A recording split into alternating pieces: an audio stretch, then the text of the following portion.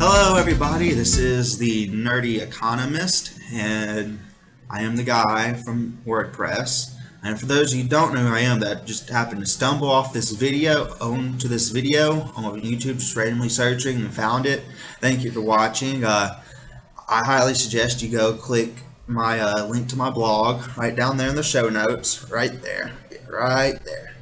And I click that, read the blog. It's some good stuff, and for those of you who don't know who I am, I blog about I want to keep everybody informed and help people understand the business and economic and financial and all that whole side of the entertainment industry, mainly movies. So when you ask, well, how come this movie didn't get a sequel? Why are they remaking this movie? Why is this movie getting a sequel?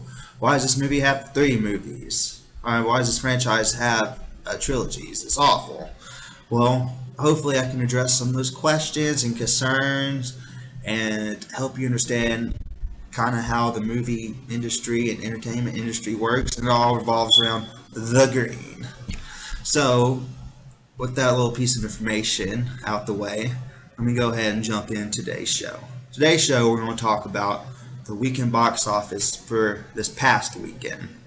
And there's no surprise, Thor, number one, 38.5 million. It's roughly 55% down from last week, but 55% down from your opening weekends is kind of good because a movie does a whole lot of its business on its opening weekend. So being able to only drop 55% down to 38.5 million, Marvel will take that, Disney will take that.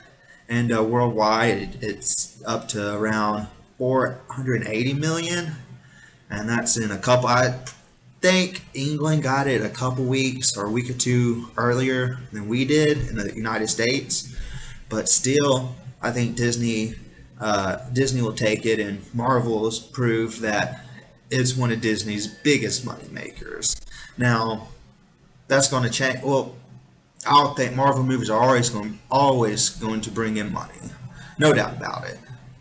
But I think when Star Wars starts coming out in 2015, and they start having one every year, I think Star Wars will become Marvel or Disney's biggest money maker. But that's a couple years from now. But Marvel, they're still going to be raking in money for Disney. And second, the biggest surprise of the weekend was Best Man Holiday from Universal Studios, and it made $30.6 million. That's a lot of money compared to what Universal was realistically thinking they would get this weekend. I mean, that's a big surprise to everybody, especially opening up strong against Thor 2, Thor: The Dark World, and only its second week opening up that strong.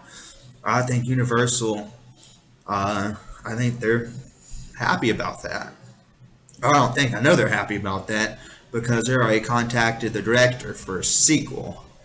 And that's probably the biggest surprise in the last couple weeks in the box office. And to round out your top 5, you have Las Vegas with 8.9 million, Freebirds with 8.3 million, and number 5 was Bad Grandpa with 7.7 million. And another interesting note, a big Oscar contender this year, movie with a lot of Oscar buzz, is Dallas Buyers Club, and it stars Matthew McConaughey, and it went from 35 theaters to 184 theaters this weekend, and it made 1.8 million to bump its total up to around $3 million. And interesting note, this year Matthew McConaughey is getting a lot of